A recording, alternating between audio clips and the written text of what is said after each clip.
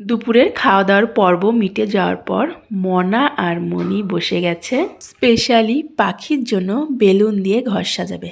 আজকে পাখির জন্মদিন বলে কথা, আর পাখির জন্মদিনের থিম ছিল পিঙ্ক। এই যে ড্রেসটা দেখতে পাচ্ছ, এটা পাখিকে সকালবেলা স্নান করানোর পরে পরিয়েছিলাম। এটাও পাখি নিজেই পছন্দ করে নিয়েছে। আর এই যে ঘুম থেকে উঠেই তার সারপ্রাইজ গিফটটা পেয়ে গেল। সে কিন্তু জানতো না যে আজকেই তার সারপ্রাইজ গিফট আসবে। পাখির দাদা অবশ্য তাকে আগে থেকেই বলেছিল যে এরকম কিছু একটা সে পাবে, কিন্তু আজকে যে সেটা আসবে সে সেটা জানতো না। আর কালারটা কিন্তু পাখিরই পছন্দ করা। আমি চলে এসেছি রান্নাঘরে, যেটা ছাড়া জন্মদিন অসম্পূর্ণ সেই পায়েস রান্না করতে। আর ওদিকে হচ্ছে মাটন বিরিয়ানি আর চিকেন চাপ। চিকেন চাপটা হয়ে গেছে, মাটন বিরিয়ানিটা এখন বসানো হবে।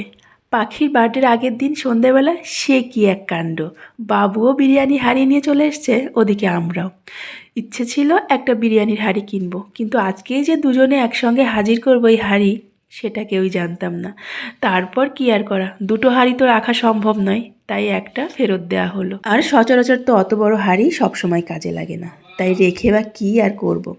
এদিকে নাচ গান হাসি মজা সবই চলছিল। পাখি আবার গান শুনলে চুপ থাকতে পারে না।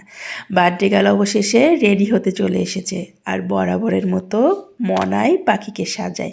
এই যে মনার হাতের কেক আর মনার হাতের ব্যাকগ্রাউন্ডটা না সাজানো হলে যেন এদের বার্থডেটাই ঠিকঠাক উদযাপন করা হবে না। এখন কিছু ছবি তোলার পালা, কিন্তু এদেরকে দিয়ে একটা ঠিকঠাক ছবি তোলানো, এটাও কি সম্ভব?